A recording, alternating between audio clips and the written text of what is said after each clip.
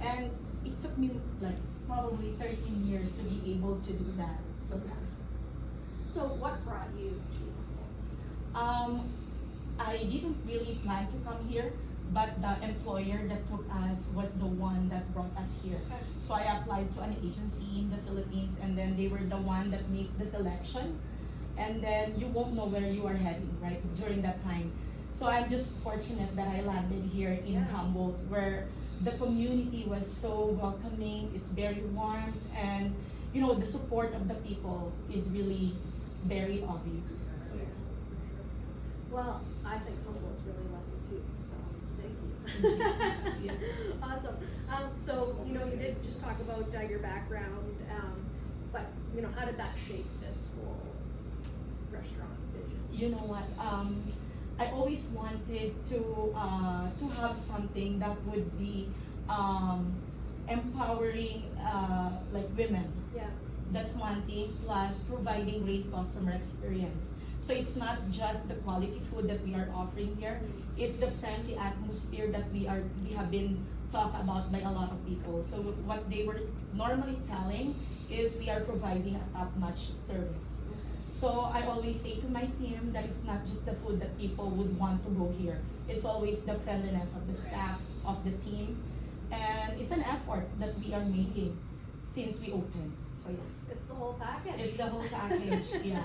Awesome. So for those who haven't visited yet, do you want to talk about like maybe some of your favorite dishes or some of the things that people are saying are their favorites? Our best sellers are spring rolls, stir fry noodles, and sushi. Those are the top three that people are really coming back for. Somebody said that the spring rolls is they have never tried that before, Yeah. because we made a special ingredients with that, and it's only us that's doing that. So I think that's what set us apart from other people that's making it. So yeah. You know what? Same with the sushi, the selection and just quality sushi in Humboldt. It's fantastic. The sushi chef is really a world-class chef. He used to work in Dubai, in the Middle East, before heading to Canada. And then it's really one thing that I can be proud of, that he had vast knowledge with sushi making. He can make more. The only struggle that I have is the availability of raw materials that we needed. But I mean, some of it are really, can be ordered in here in the city. So yeah. Okay, that's awesome. And the feedback that's come from the community on those two specific items, I'm sure has been overwhelming. Yes, it's been overwhelming.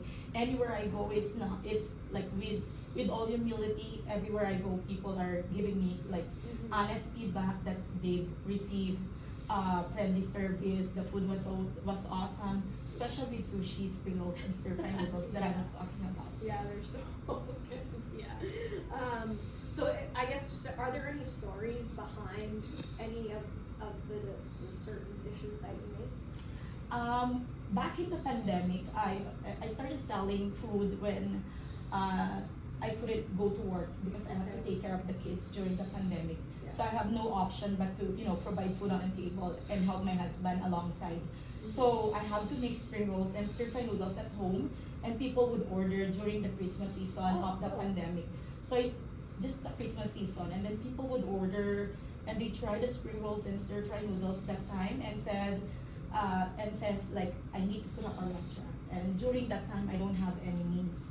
So I said, probably if it's for me, then I will let the creator, make it happen if it's really for me. And I always believe in, the right timing. So yeah, probably 5 years after, this restaurant came knocking on my door, and I couldn't just, let it go, because it's been knocking on my door for like 4 times. Okay. And I refused for 4 times, and then the 4th time, all the signs were there, and I said, I'll give it a shot. So yeah, so far so good. Yeah, sure. I know I'm always curious, like, you have these ideas of this is what I want to do, and how do I make it happen, and how do I know it's the right time? And all of these things almost seem like the stars need to align for that. Exactly. So you just kind of hit that moment. Exactly. For that to happen. Yes. Well, my prayers during that time, like I always say, if it's for me, then please open the door for me. So I always ask for divine intervention with whatever I wanted to do. And I know if there's all the signs that's push through with this, Yeah. then that's the hint to go through the process. So that is amazing. So you know, we talked about the fact that you opened in the summer and over one of the busiest weekends in Humboldt, and how that went for you. But what about the rest of the summer? The rest of we've been steady for the rest of the summer until late fall.